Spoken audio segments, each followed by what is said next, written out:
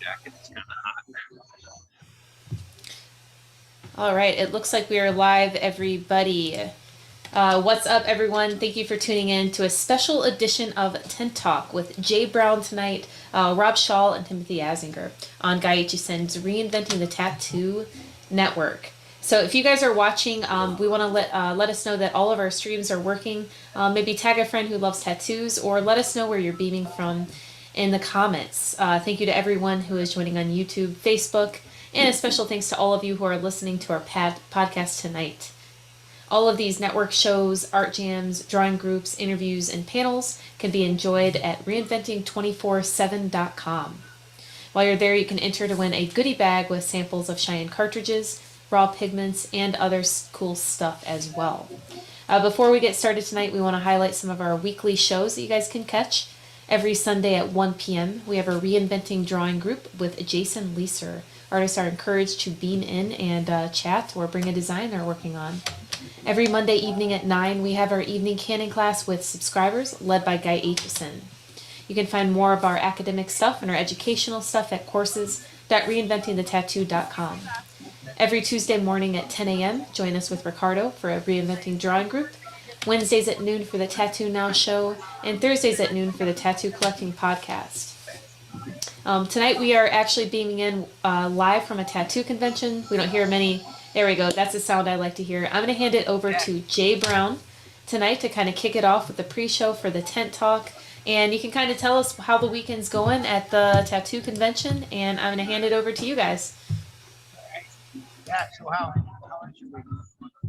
The weekend's going wonderfully so far. It's been a nice busy weekend. Have a lot of people through the door. Everybody's been tattooing since the show opened on Friday. Right. And everything's been running very smoothly, which is always one of our primary goals. So. Yeah. So,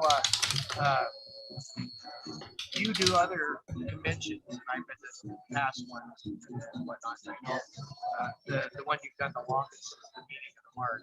Correct. And I remember being at that first one with RJ Rossini, he was there and I was there. And, I think we did those for quite some time.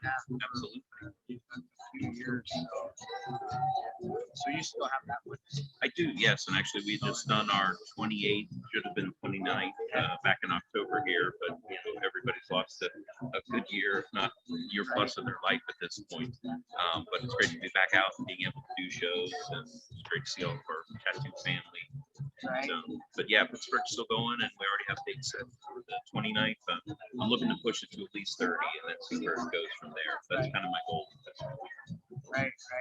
Yeah, the shows are, I have to say this show here just reminds me of the old days when the conventions were small and there were mega shows and all that, and a little more, everybody's a little more, I don't know what the word is, it just feels a little more family oriented. Yeah, there you go. And, a little more and homey, I guess. Right. And that's always been, I mean, even from, obviously over 30 years, things have changed tremendously in tattooing, and they have in the convention world as well.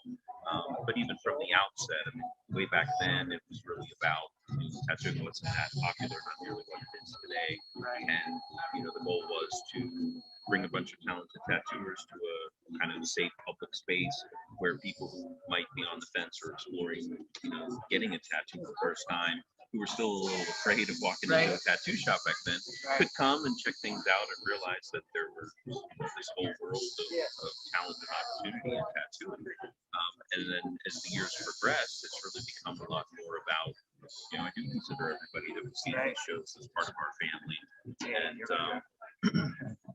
so we taken that year or year and a half off from doing shows, definitely for the stuff, because we miss seeing all of our friends. But I don't do really huge shows. I certainly have the utmost respect for people that are able to put that stuff together because I know what it's like to try and organize an event even at this size with accessible booths.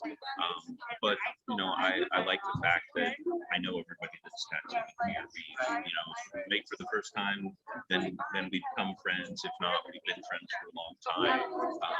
And we look forward to seeing everybody. And it's just a slightly different atmosphere. It's a little more laid back, but everybody's just here to have a good time and make good tattoos and enjoy one another's company. Yeah, I remember the early meeting of Marks. There was Some serious. We had some fun too. oh, absolutely, yeah, absolutely. I was talking to you earlier about probably how I am from some of the shows. Probably a lot. I've been thinking about it, and I always say everybody's got to wait for the book to come out. I don't know if it'll ever get to that point or not, but I can think of meeting in the market in particular, and some of the other shows, in their own right. But I mean, we've survived fires and floods and union strikes, and all kinds of crazy stuff that went on. And everybody remembers the days when the big thing was inevitably at some point in the weekend somebody would pull the fire alarm in the hotel, and everybody have to pour out of their bed in the middle of the night. That doesn't happen too much anymore. Not anymore. But I've been to it. Well, it's been a little while, but I've been to one or two where the fire alarm got set off. Maybe they're bringing that back. But set off. Well, that happens. And actually, as I say that, I think at this show 2 years ago in the middle, it wasn't that late, but somebody was smoking a little too much pot in their room, and the fire alarm went off, and everybody poured out of the hotel. I happened to be. It was like 11:30 or midnight. We just wrapped the show. I was in the hot tub up in our room with a jetted bath. And I'm like, fuck it, I'm not getting out of this thing. Yeah. So I was standing in the window. I went to see, and fire trucks came and everything, and I was waving to people, but so it still happened. Yeah, I remember it was the show that started in 2003. Okay. She did those for, and I remember one year it was one of the early years. The fire alarms got set off because everybody was smoking so much pot that when you walk down the main hallway, the rooms coming off the lobby, there was actually like this much smoke actually pouring out. Deal. The head of security comes to me and goes, "Man, can you all these guys? Could you go say something to them? Because I know you know everybody." So I just went around, "Hey man, keep it down." The hotel guys asked me to come because I did that show for them. That was kind of one of those ones where tragedy here, right? Yeah. Kind of thing. So, but yeah, those were the days back then. Conventions were different. They've gotten I think a little tape. Yeah, they have. There's still a little bit of nuttiness that goes on. That's to be expected. Yeah. It's all right. I saw you sneak in there. Trying to do a cameo appearance. I was just trying to see if you were framed properly. Being the director. Right. Yeah. So what kind of changes have you really think you've seen over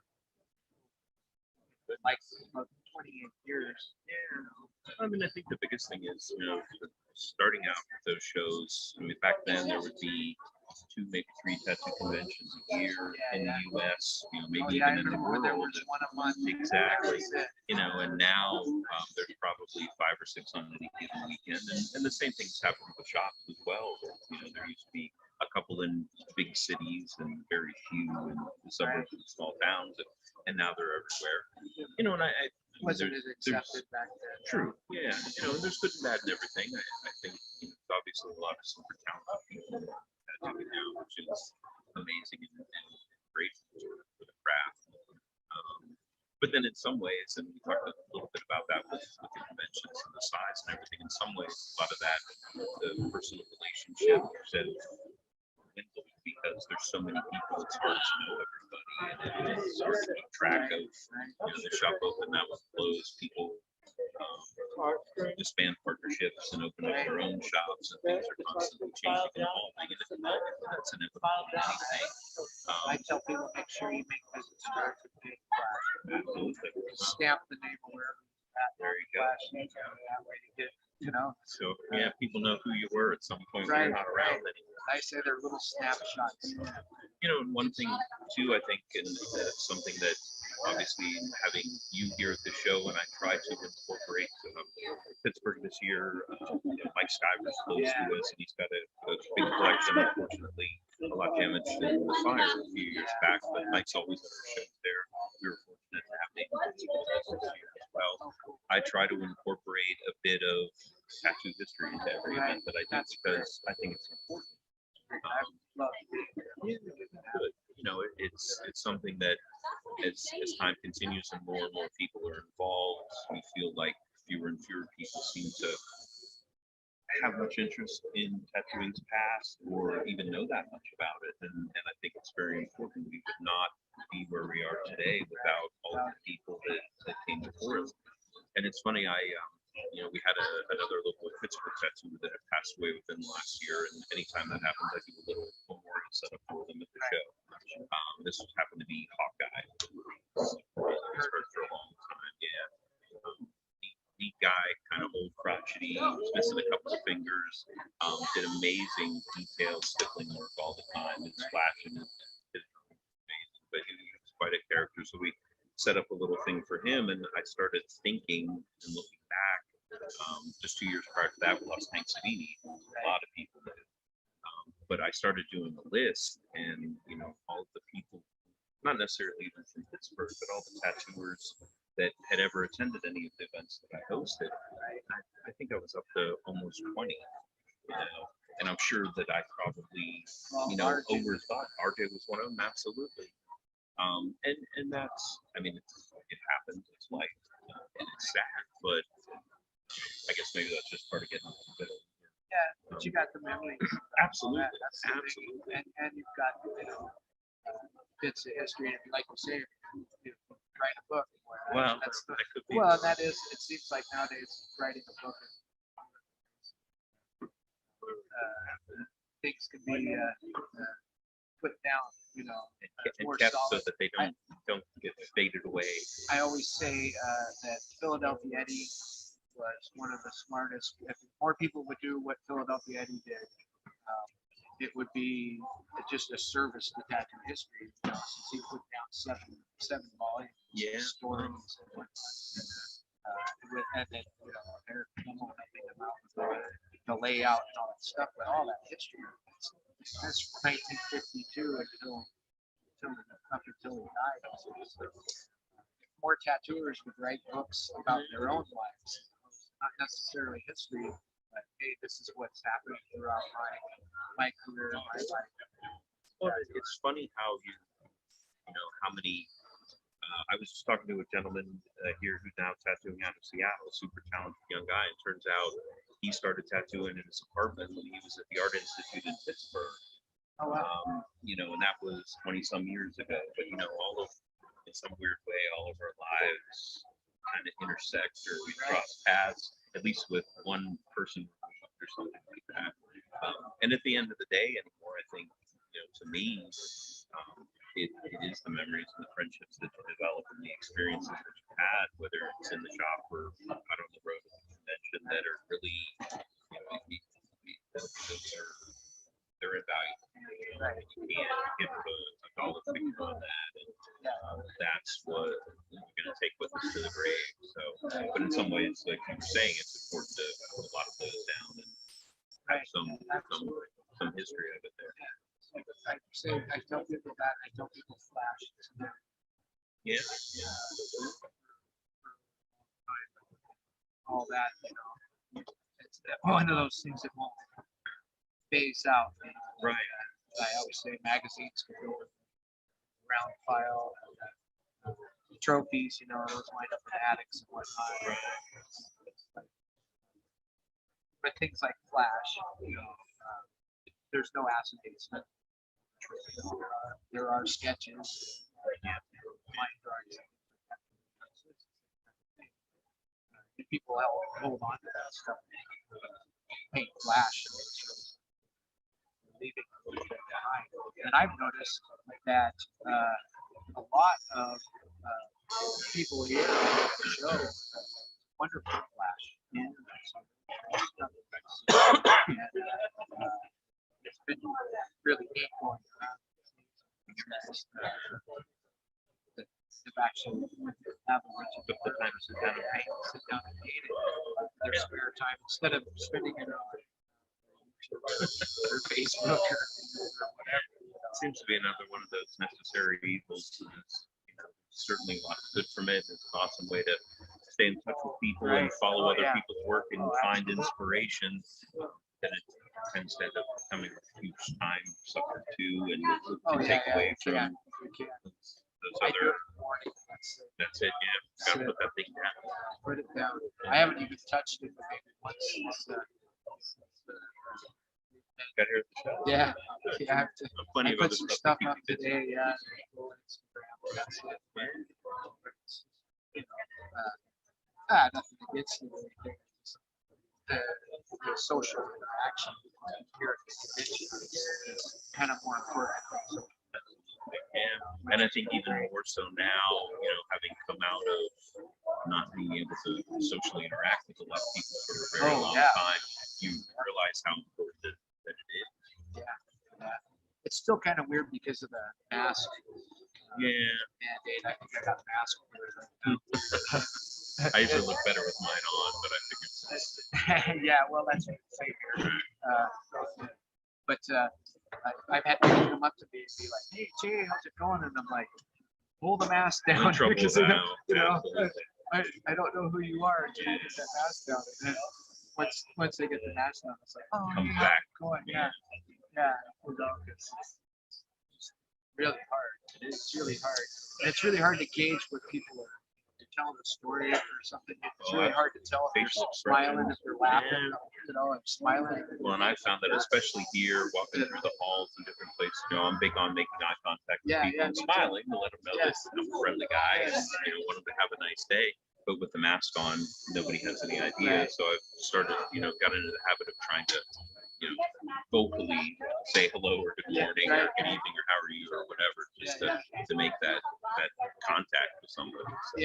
Yeah, absolutely. That's one thing that I thought is really different about them. Can't see them. No, It's like some people you could tell because they have distinctive tattoos, right? Things like that. But even the voices are muffled. Right. They've got the muffled sound. But yeah, for something like this. Yeah, and I'm vaccinated.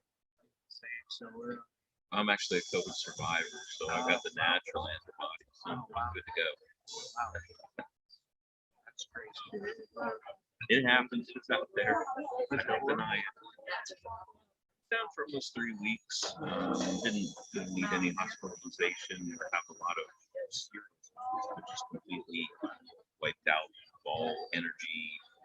Walking up the stairs to take a shower was about what muster for the day, and then that was it. And, so it definitely wasn't fun, and in some ways at this point, I'm actually kind of glad that I got it out of the way, and should be good hopefully. But we'll see. Yeah, it's definitely been really nice. Being able to Get back out and do things. Absolutely. Things are opening up so we can have Yep. Start to network actual physical interaction. People that you met on Facebook. You can see while in you person now. things, you get to meet them in person because you're actually face to face. There's been a few. I was a little leery, coming out of lockdown and trying to decide what to do about some of the events. And I just finally got to the point where I decided, you can sit around and wait till the end of time for somebody to give you the 100% perfect situation Right. to do this in, and it could never happen. And I really think that by nature, tattooers tend to be pretty resilient and malleable. We adjust to new situations and always figure out ways to get by and get things done. And I just decided with the Seventh Feather show at the end of April to make a push for it and make it happen. And I was so happy that I did, because it was great, and it was super busy, and it was really fulfilling to be back in that back in that scenario and that atmosphere. Have all those tattooers together. Everybody else was super excited to be out of the house and doing things as well, and it's super. So very happy to be back at it again. So I was gonna ask you earlier, just to kind of over the years, especially who are some of the people over the years,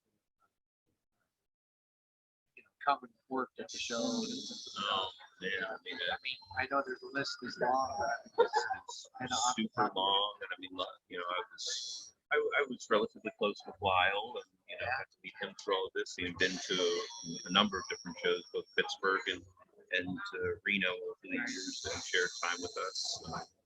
Have to spend some time with him and sleep at his house and get to see his collection, that kind of thing. We talked about Mr. Rossini. I was fortunate enough to meet him way back in the day. Yeah, absolutely. Philadelphia Eddie is the same. I think there was that whole group of people too. Yeah, absolutely. And I think I was thinking, I've definitely bumped into Gil at different times, but I don't know that he ever worked the market for any of the shows. I probably have to sit down and look through a whole lot of records, because it escapes me at the moment. Yeah, definitely. I think one of the things that I've really enjoyed having done this for so long is I think about a lot of tattooers out there who have come to me once they're a little bit farther along in their career and mentioned that one of the shows that I hosted was either the first convention that they ever worked, or for some of them, the first convention that they ever attended just as an enthusiast, and walked in. They'd been doing art for a while, came to a tattoo convention, and was awestruck with it, and picked that up and ran with it. People who have Jeff Goldway, who did his first seminar ever at the Lady Luck show, and it's always thanked me for giving him that opportunity, and that he took and ran with it. Tony Ciavaro, who's seen Monkey, who's been around forever now. When he did the first show in Pittsburgh way back when, wasn't even tattooing yet, he was just drawing and selling flash. He showed up and had a little table, sat there the whole weekend drawing flash, and now it's tattooer, and there's many others. And I certainly would never think of taking credit for that. They're very talented individuals that have done all of that on their own, but simply, kind of being the liaison, or the opening for them, do great things, and do good by tattooing. It's a huge honor. I think. Oh yeah, I remember back then all the time when the old man gave me a chance to get away for a second. I go stand over people's shoulders and watch or get in there as close as I could, and see what was going on. Using the old man. Right. Oh yeah, you can get it. But I picked up a lot from that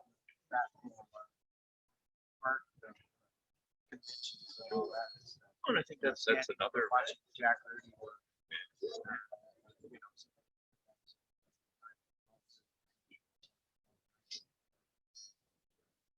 People shows styles.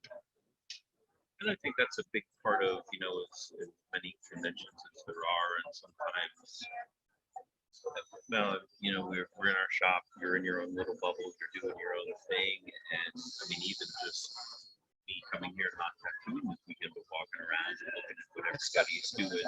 Well, it's weird, but it's still an opportunity to pick up cool tricks and see things that you never thought of before. And I would hope for every tattooer that takes part in these that that they take advantage of that opportunity as well. Because this is where we learn, this is where we share. Yeah, absolutely.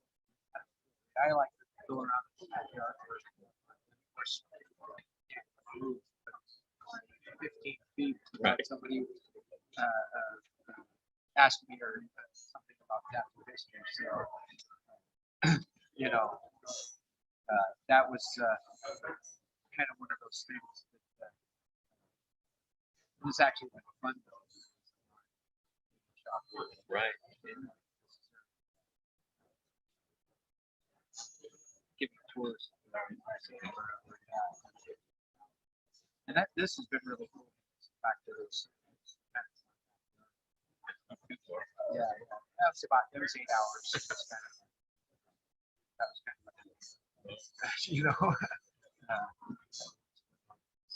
so bad with these. It says it's live. No, I don't. Okay. No. See, now I get tested right now. Huh? Yeah. I'm gonna get out of here in a few. So. Thank you very much, Jason. I appreciate it. Good seeing you. No, your strawberries. I guess that's kind of one of the things about being live. There it is. One thing about being live.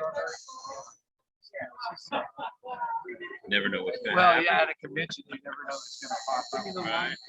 Saying,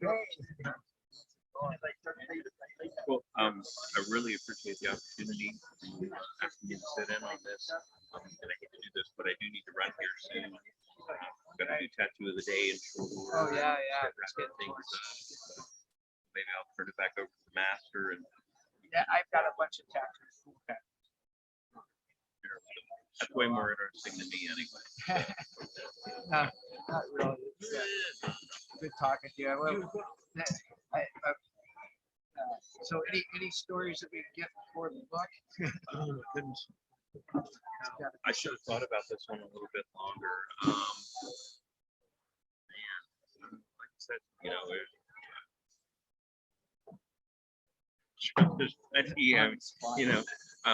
well, the other, I'll leave it with this one. This is kind of a teaser. This is good, but I can tell you that by and large, when you run the show, you're busy doing everything. I usually don't spend too many late nights out with everybody doing all the crazy stuff that they do. Right. In my younger days a little bit, but now that I'm older, I know that a good night's sleep does me much better for the following day, so I can function. But I usually find out about all of the shenanigans and the crazy shit that goes on a week or two after the show when I start hearing stories. And it's usually from pretty reliable sources. There's plenty of stuff out there, but yeah, there's been some crazy parties and things set on fire, and there's plenty out there. I do keep notes, or I try to anyway. I gotta dig back through them and get some things sorted out, but maybe one of these days I'll try and compile it all, see what we come up with. Oh yeah, you should. Yeah. Like I said, more people should write it down. Thank you very much. Thank you for being here. Thank you for the opportunity to do this. I appreciate it. So I'll unplug and turn it over to you. Yeah. Okay, now I don't know what to do. I'm kind of lost. What do you mean? You got all this great history here with Yeah, you? You'll think of something, I'm Oh sure. no, like I said, I got some cool stuff. So Thank you very much. an interesting story to tell. So. Sounds good. Oh boy. Oh. There's no robbers yet, so I'm kind of lost as to what to combobulated here, so I can. Well, there's some nice BFF tattoos. All right, here we go. So, God, I don't know if I should wait for Robert on this deal or should just tell a story about a tattooer that just kind of had an interesting life and all that. But a lot of tattooers these days will say, and all through time, I think, it's like we all say, I'm going to tattoo till the day I die. And this man, Temple Drake, who Shanghai Temple Drake was his name, was one of those people who did that.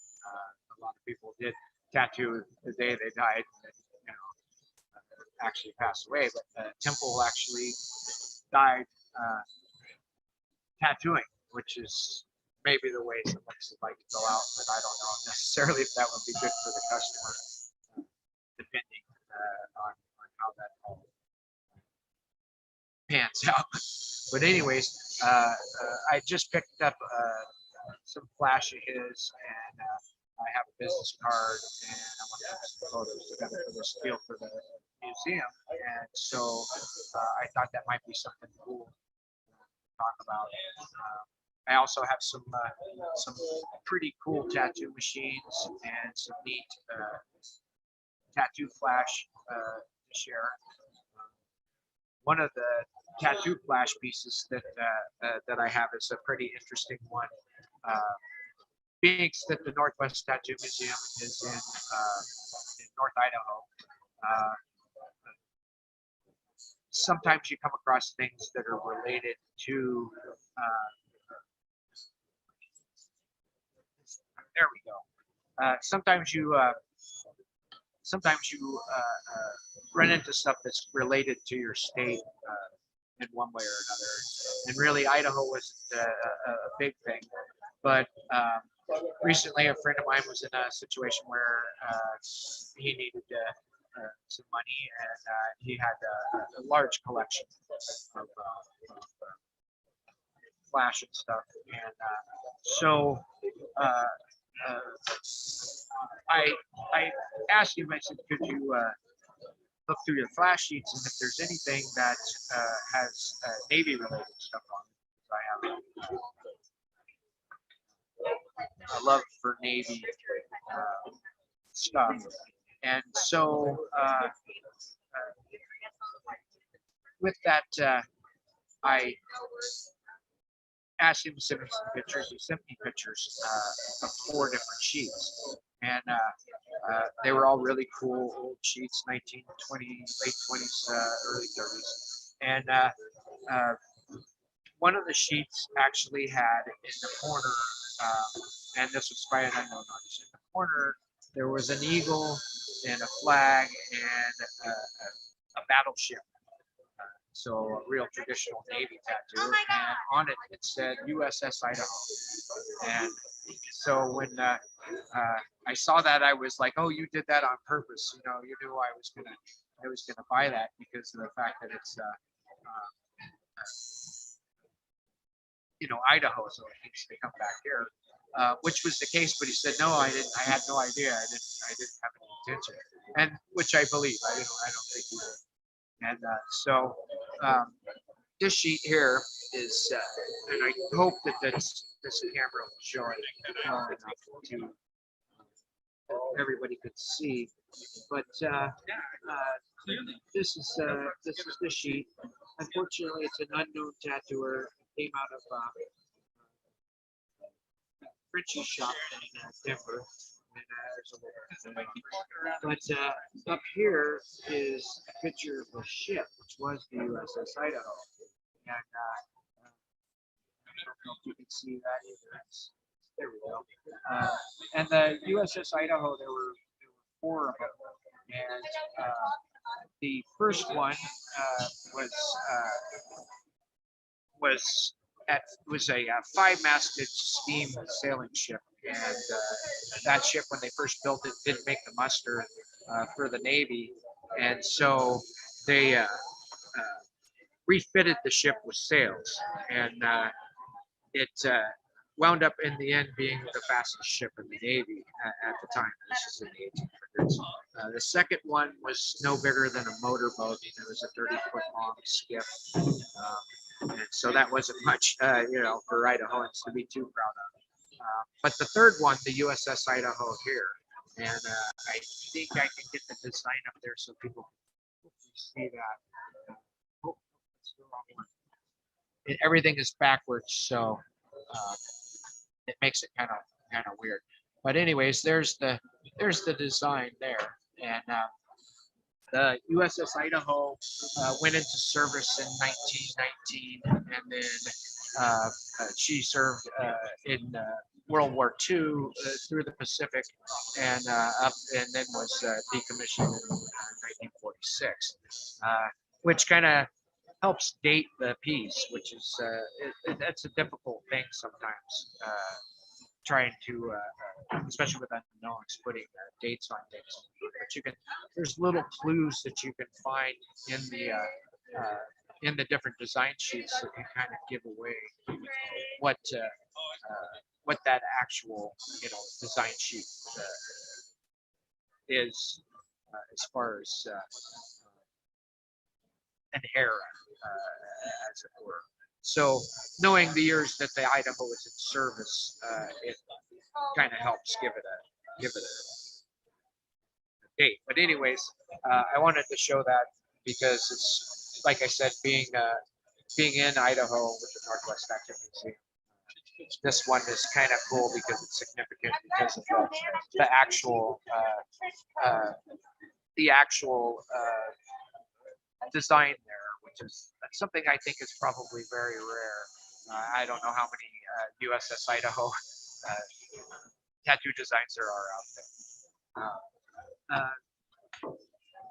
Another thing I thought people might be interested in, and again here I am, kind of first time on doing something like this by myself. So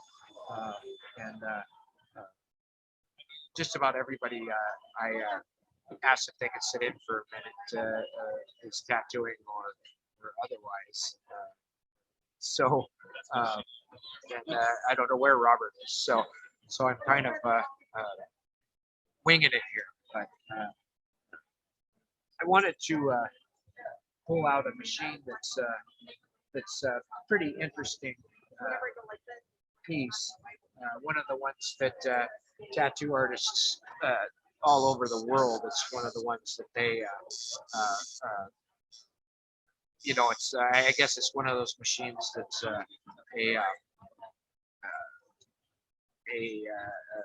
dream machine. It's on the list for people to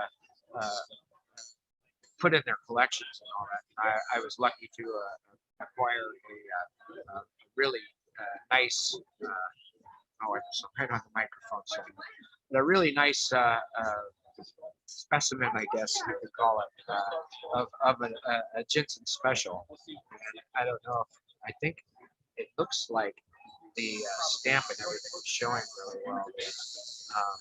But Owen Jensen was a tattoo artist and supplier, and Jensen actually worked for the railroads, from what I remember, and he did a lot of casting and a lot like a lot of the different tattoo artists and suppliers of the day. A lot of them had backgrounds and histories in foundry work or whatnot. Percy Waters being one of those people who is a great example of that. I guess I mentioned that because I've got some pretty neat Percy Waters machines. And, also because there's just some interesting stories about him. He I would say is one of the people who really kind of was one of the early hit tattooing supplies out there, machines, just like a wholesale supply company. And his supply company even made it through the Great Depression, which is quite a feat. Its own right. But some interesting facts about Waters that a lot of people don't know is he was actually, well, he was born in Anniston, Alabama, and grew up there. And when he was a younger man, before getting into tattooing, or right about the time, he was caught a couple of times during Prohibition with alcohol, almost to the extent that he was kind of bootlegged, because he was found with several pints. There's actually an article from the Anniston Star that talks about it, and it's titled "Alleged Tiger," which I thought was funny. But Percy Waters gained a lot of his skills as somebody who did his own casting and whatnot, because he was a foundry molder at the U.S. Steel Foundry plant there in Anniston. And so that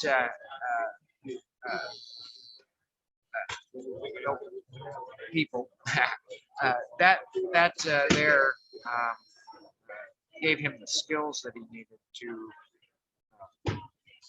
to start his business and get, actually do all the casting for the machines and all the work there.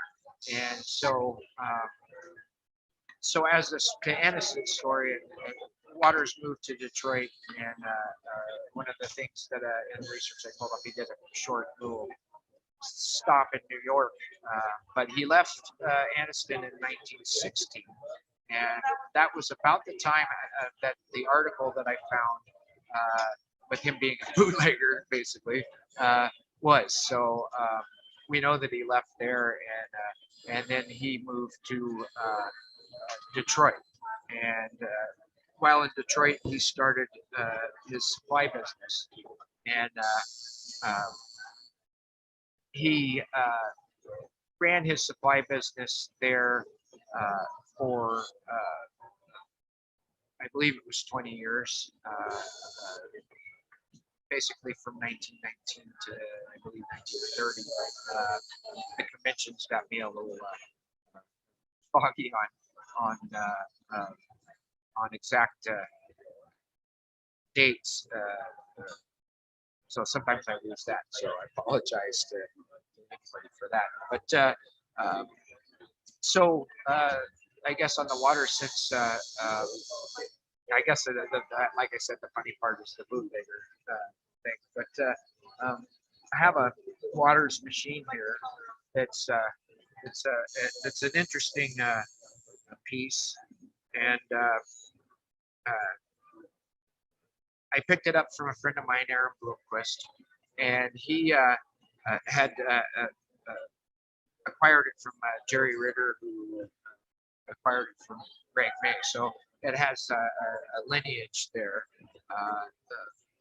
that is pretty neat. Where it came from before there, who knows? But it's an interesting piece, and I hope that this can be seen on my cell phone camera.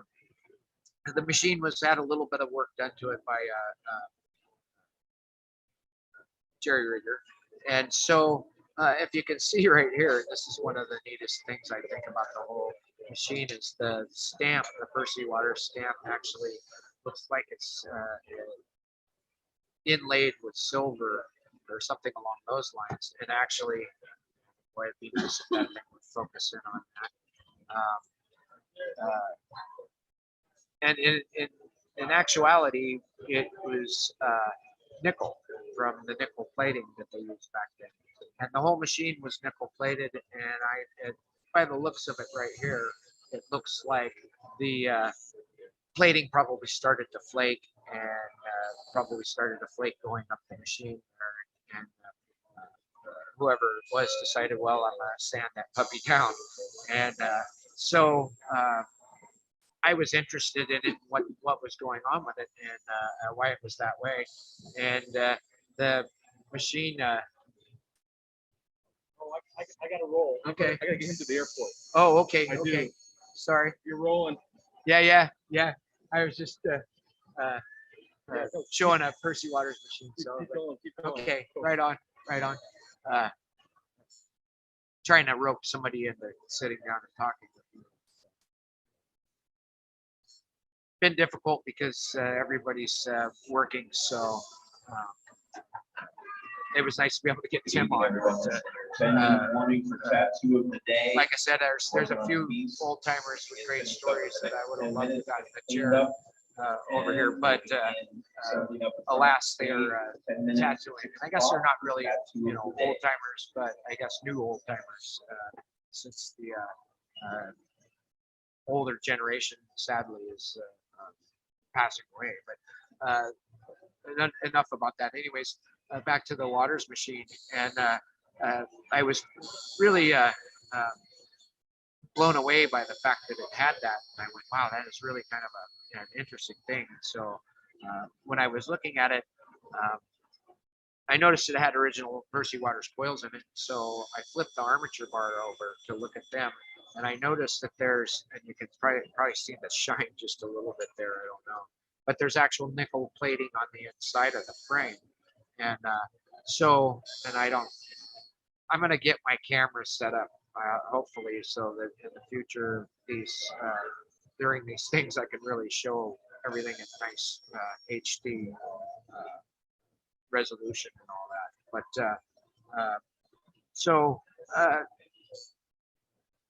kind of a neat machine, pre-patent. Percy Waters put his patent out, as some people know, in 1929, and was pretty much considered the first, patented tattoo machine that I would say has been steadfast, has held up for years and years. Is the works on the same principle that it did way back then, and the dual coil principle, the machine principle, has been around for forever, all the way back to the 1850s. But that would probably be a subject for another time, because there's so much that I could just go on. But this is just an interesting machine because after 1929, when Percy Waters had got his patent, he stamped it on the machine upright here. So machines that just say Percy Waters across them like that oftentimes are pre-patent machines, which dates before 1929. So having this machine and having it have the uniqueness that it does has really made it kind of a neat piece for the museum. So just a little something, I guess, to show off. I guess I could go on to the story I was going to tell. If you give me a second here, I need to adjust. Back's a little out today. So I wanted to talk about that guy. Well, actually, I got something to show. That's a really neat piece. Before I get into the Temple Drake story, which I'll I guess close things out with, unless Robert gets on here and actually starts talking, which I don't know. Hey Jay, I haven't heard from Rob yet. Maybe he's hanging out in Florida. Drink over there so I can. My mouth is getting dry. Yeah, getting really dry. Yeah, gummed up a little bit. All right, guys, all these cameos I've got going on here. Popping in. Here we go. All right, wet my whistle. So this design sheet is one that I absolutely love because it's it's got an iconic image. It's one that a lot of tattooers have used over the years. I think tattooers to this day find it to be a very, very beautiful image. It's been redrawn and repainted and done in so many different ways that it's just a beautiful image. And each reinterpretation of it seems to be more elegant, some lead to one style or to another, but the essence of the image stays the same. And so this is a Chicago Tattoo Supply House design sheet, and circa late 1920s, 1930s. And an interesting thing about Chicago Tattoo Supply House is they were another one of the companies that made it through the Great Depression. So, four tattoo companies that made it through that time, but that again might be something. So, ramble on too long. So, the image is the Gypsy Girl image, and we've seen her done in all kinds of different ways. But it's, I think it's one of those images that people definitely identify with when they see it in tattoo form. So here she is, and this is a beautiful. Like I said, I really love this. There we go. Look at that. I really love this design sheet because she's just elegant. I mean, just beautiful the way she's looking at the sky, bandana, and everything. Gorgeous design. The clown is kind of freaky, but who knows what people were thinking when they were drawing design sheets. Sometimes you can see the wildest stuff. But and like I said, I because I like Navy stuff so much, I had to, when I bought this sheet, I had to make sure I had something Navy on it. And so there's a Popeye the Sailor on there.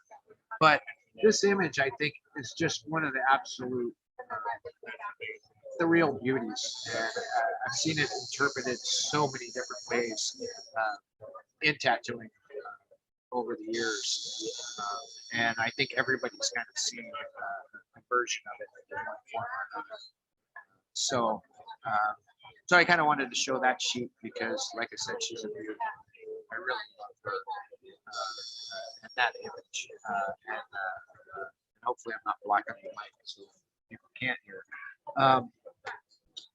So I guess on to the,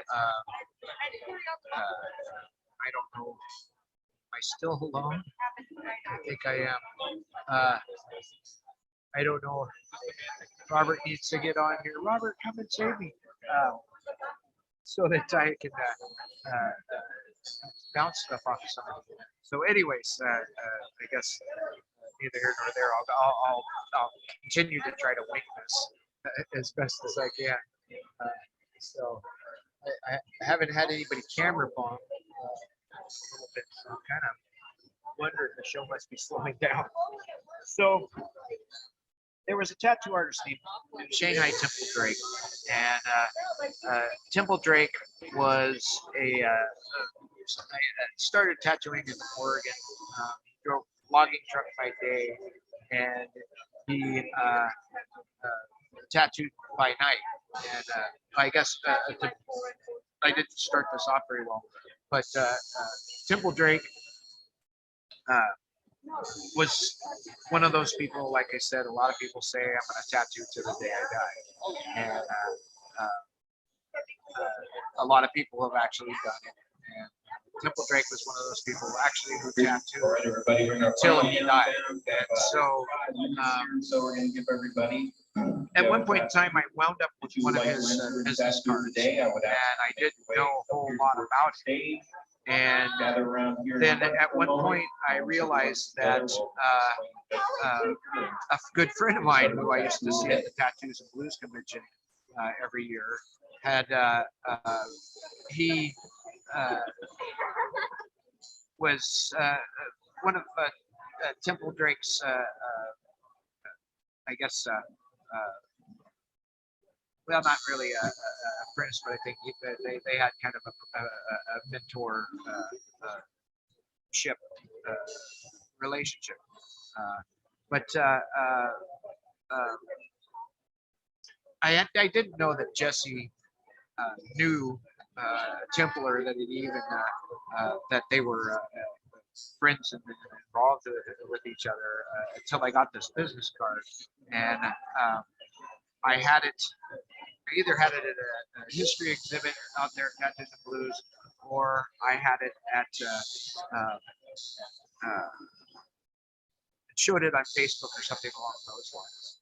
And Jesse said, "Yeah, Temple was my partner, and I've got a story." And so I asked him, "Well, can I interview you?" Because I'd really like to know. Because all I had was this. Oh, there we go. All I had was this business card right here, and that was it. And so it was kind of a mystery to me. So Jesse said, "Yeah, I absolutely will, do an interview." And so I just wrote a little thing up on him and put it on Facebook and Instagram, just kind of for some people to read and kind of get an idea of who Temple was and just the circumstances of it. Tattooing till you die, as opposed to, and tattooing to the day I die, which again, I think all of us hope to do. And so Temple went into Vietnam, and he served as basically a UDT person, equivalent of Navy SEALs, and Temple served during the Vietnam War, and after the Vietnam War, he went to work for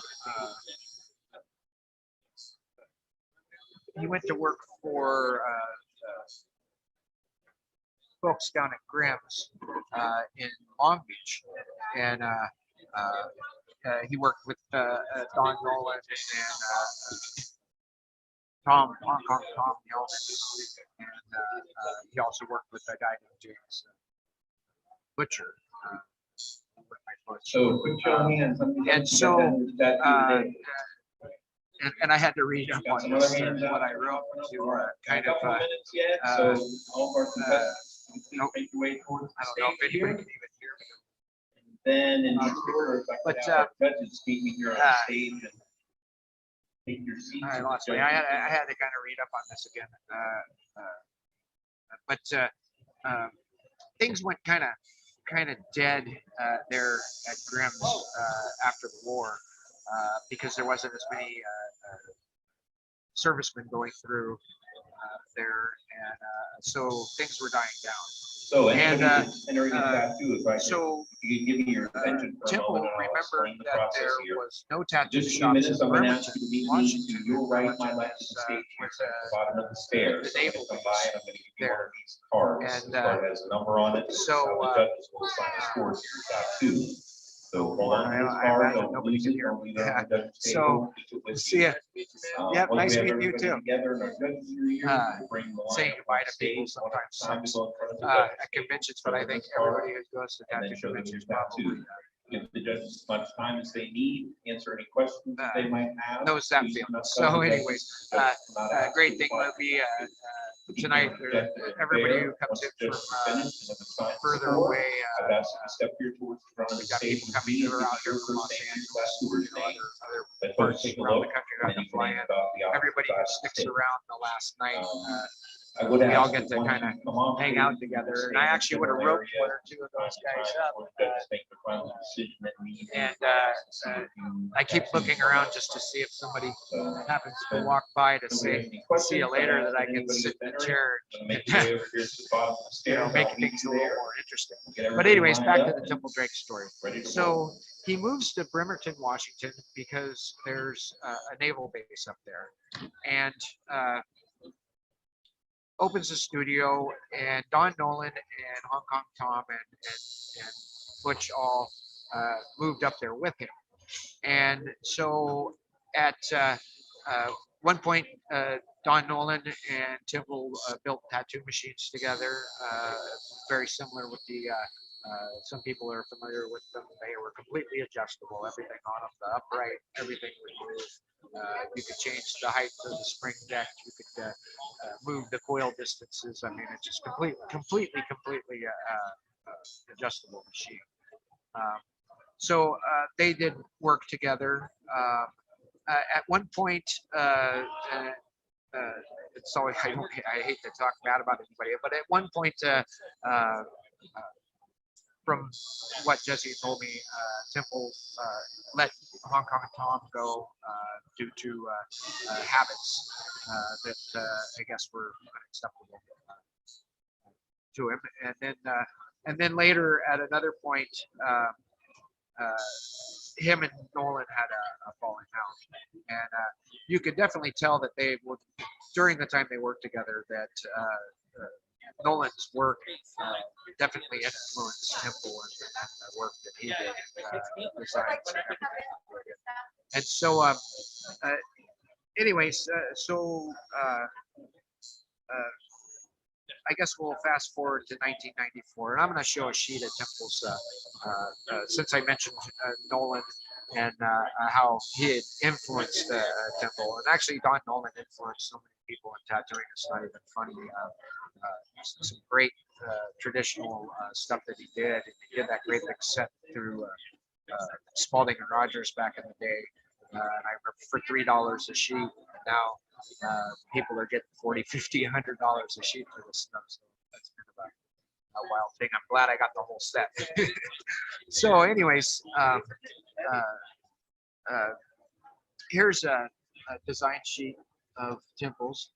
And when I picked this design sheet up, I picked it up because I thought the center piece there was it was very unique, and it was really well executed. And just a beautiful piece. And like I said, very unique. And then this koi fish, which was something that was that's just absolutely beautiful. And this is one that you can kind of tell is influenced by Don Nolan. Just in the way the waves are, and the way the water moves, and all that. So that's really cool. Of course, the old chain tattoo. There, what do we have here? We've got this little owl, which actually, when you get down there, this little owl, it would actually be something that's popular to this day. So that's pretty neat. I'll set that aside. So back to the story. We'll go to 1994 when Jesse Avery came along to the picture. Sorry, I'm looking down, but I'm talking to the mic so that stuff comes on that I can be heard. So anyways,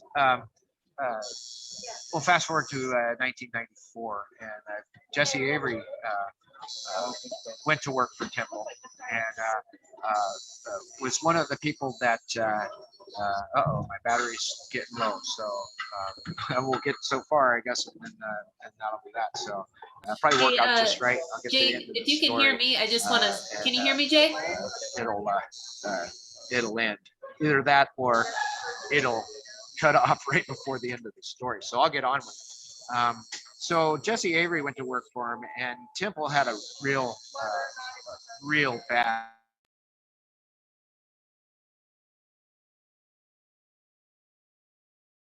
Uh-oh.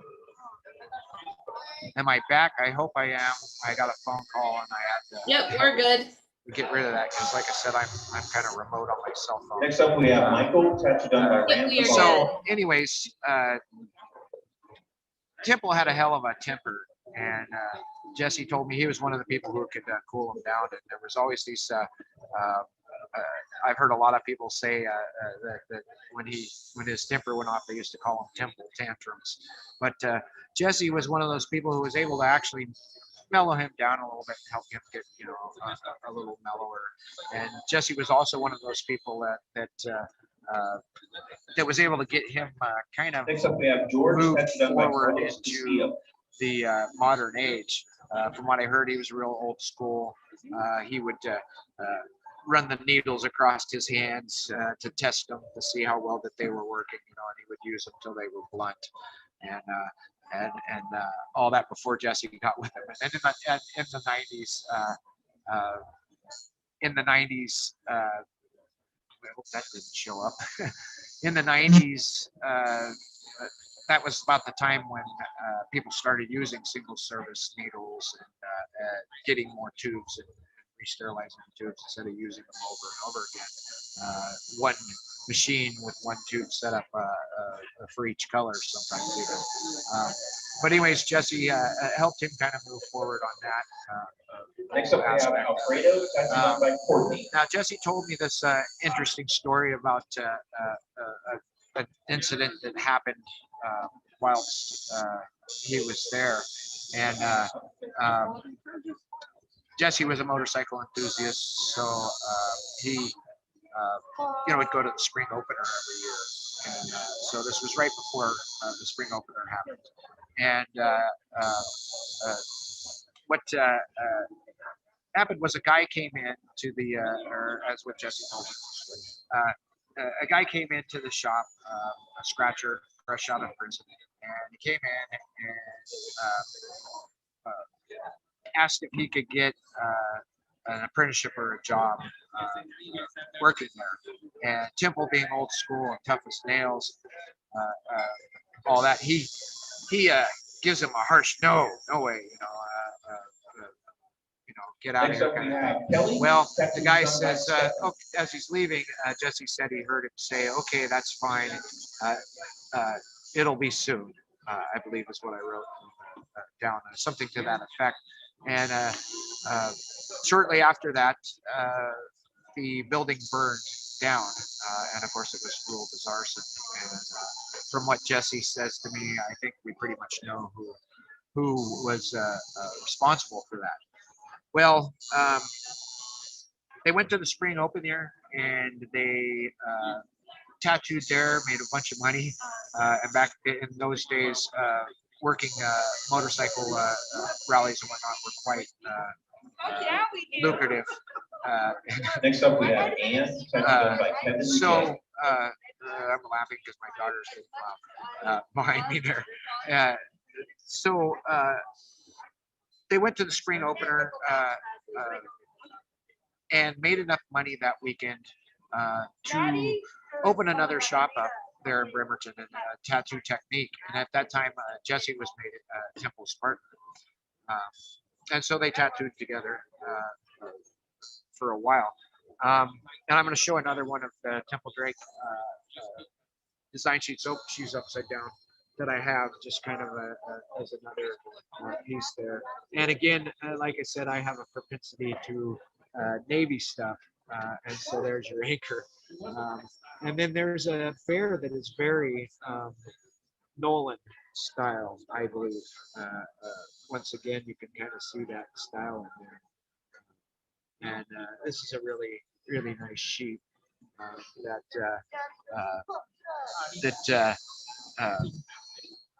I can't remember who donated it to us. The other one that we acquired, and this one was donated. I can't off the top of my head, and I apologize if he's watching. That I can't Next remember. up, we have Kathleen, But it's a tattoo tattoo done by convention. Dakota It's gonna get Gates. there that way. So,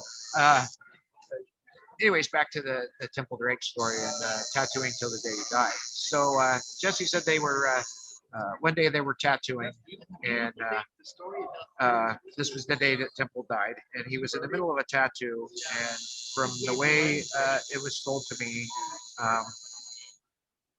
he sat up, had a massive coronary, blood shot out of his nose, and he fell back. Jesse, at that point, dropped his tattoo machine and caught Temple in his arms, which is tragic and sad, because he said that Temple did his, had his last breaths in his arm, but kind of a neat way to say goodbye to a friend, I guess. I don't know how you even put that one. It's like, you get to spend your very last dying breath with somebody who you respected and worked with and all that, partnered with. So, but Temple tattooed to the day he died, and tattooed till he died. He died mid-tattoo. There's a couple other tattooers out there that have done the same thing in the past, but again, probably good for another time, because I don't know when my battery's going to blow up here, and Robert still hasn't come on to save me. So something we all like to do, tattoo till the day we die, and there's kind of an interesting story about somebody who tattooed and then died. Which, if I go out that way, that's fine by me. I don't mind one bit. That'd be a good way to go out. And then maybe somebody will tell my story at that point in time. Next up, we have Jamie. That could be an interesting thing. That battery's getting low. So I asked Jesse after this interview that I did, and unfortunately I kind of stammered through that because all my notes were on my cell phone, and because the other camera setup didn't work out, I had to I'm gonna move over a little bit so people can kind of see. I don't know, conventions are so bad. Like an angle like this, it would absorb. But my notes were all on my cell phone, so I kind of, like I said, I stammered through that one. But Next up, we have to kind of close it out, I guess, because this thing's gonna go. I asked Jesse about the client that was getting tattooed when Temple died. And I said it wasn't, somebody getting their first tattoo. It wasn't something that was first timer or somebody who wasn't very experienced in getting tattooed. Because God, what a harrowing thing! You get tattooed, and the guy dies, drops dead on you in the middle of the tattoo. So kind of a nuts thing. Uh-oh. No, not yours. Maybe you didn't see this whole thing is starting to go for me. But oh, I lost my train of thought. Oh, here we go. And so I asked Jesse about that, and because I mean, I don't know if it was my first tattoo and the guy dropped dead on me. I don't know if I would get it finished and all that. And so I asked Jesse what the deal was, and he said the guy was a regular, and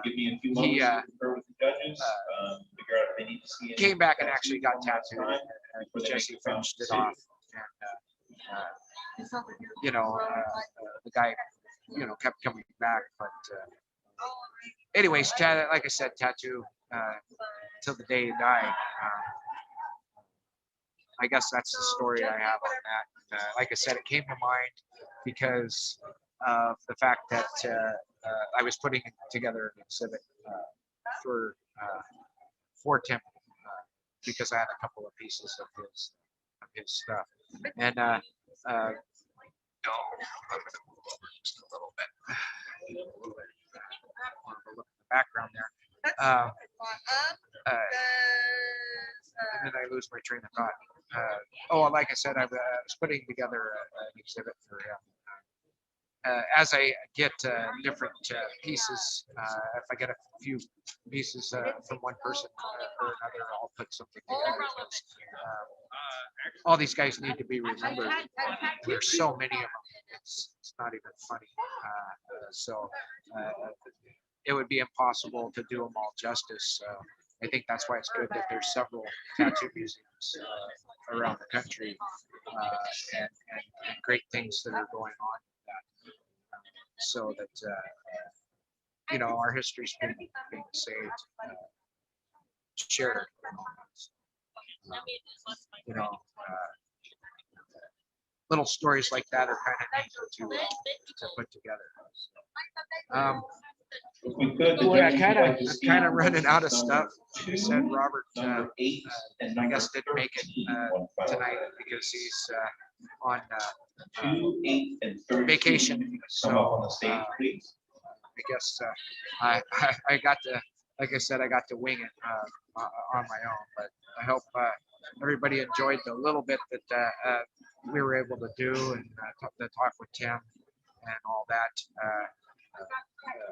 Robert has asked me to start co-hosting the Tint Talk shows with him monthly. So how could I just say no to that one? So I actually will be doing that with him, which I think will be a lot of fun. We're gonna we've been throwing things back and forth with ideas about just different things, different subjects, different historical items. I got a bunch of old friends that are funnier than hell that I'm trying to rope into jumping on the show here in the future. That'll be real fun. Maybe I can even get one of those going this next month, because I'll be co-hosting from my recovery bed after a back surgery, along with back surgery that I'll be getting. So, but I'm taking lots of pictures and stuff for a book project that I'm doing for the on everything that's in the tattoo museum. And oh, there's the photo bomb. Richard, you better turn around so everybody can see you. Huh? Turn around so everybody can see you. There you go. Oh, there it is. We're at 5%, so this is almost gone. But so while I'm down, I should have some cool photos and stuff that can be shared, or I'll bring home a couple of items that I could share, or maybe Robert and I could just kind of get into an interesting conversation about something. So I guess that's pretty much all I got. Like I said, I hope everybody enjoyed just this little talk and all that. I always enjoy being on this show and being able to share a little bit of history and talk and all that. And, I look forward to future shows. So I guess with that, my battery's dying. Oh, and it went into. There we go. Went into safe driving mode. I don't know how to stop things from here, but I hope everybody has a great evening. Oh, there you are. Hey Jay, I'm not yeah, I was alone just anymore. listening in. I kind of felt lost there for a minute. Yep, I was just listening in. Thank you for. Oh, I can't hear you. Oh, are you there? Yep, I'm here. Okay, my headphones kind of got unplugged there. So, Gotcha. Yep. Yeah. So thank you to everybody for watching, and you had some people watching on YouTube commenting. Thanks for sharing. So yeah, that was really great to hear from you and Tim as well. Awesome. Great. Yeah, I always enjoy it. I didn't. I'll have to go see what the comments say. Alrighty. People out there talking bad about me. No, nothing bad.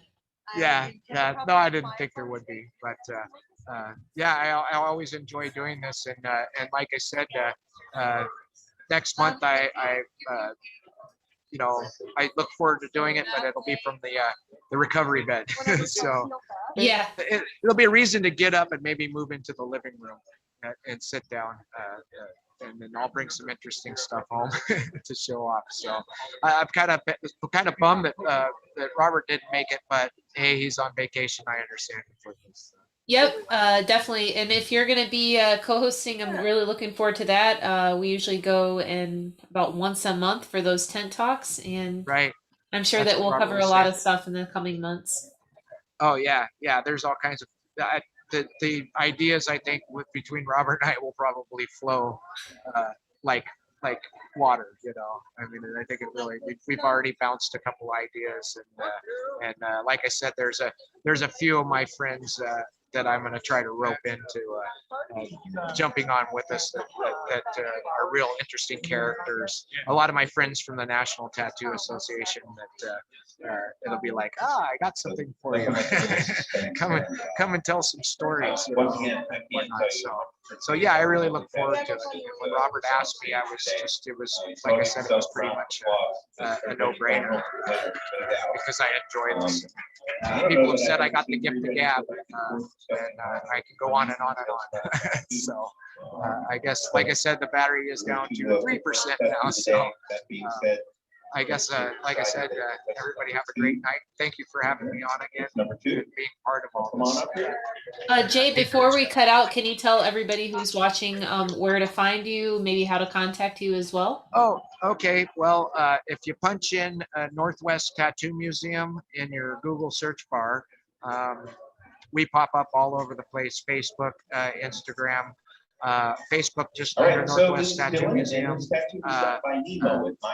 Instagram is that the screaming overpowering? It sounded like my style tattoos out of Salt Lake City. It sounded like someone from Salt Lake City just won. Yeah, they're doing tattoo of the day right now. So. Okay. Awesome. Well, I hope you have. But anyways, I'll finish the Instagram deal. It's Yes. Northwest _ tattoo _ museum. And then we have the website, northwesttattoomuseum.com. And then the best way to contact us, what we would really, really like is for people to come to Coeur d'Alene and, now you're done tattooing. I was gonna. Oh, did I leave that machine? Bob Austin just came around, and I think he just finished tattooing. And I was gonna try to get him on earlier, but yeah, he's gonna pop in and just wave for a second. Yeah, What's up, Bob? Hello. I'm a creep. There you go, a photo bomb. So maybe we can get him on a show one of these Hell times. yeah.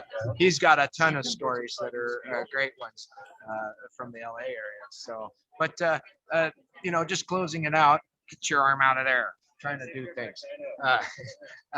The best way that we'd like people to come and contact us would be to come to Coeur d'Alene, Idaho, where the museum is, and come check things out in person. But people can always see stuff on Facebook. I'm constantly posting new acquisitions and whatnot, and then Instagram, of course, is constantly updated with stuff. So we like to share.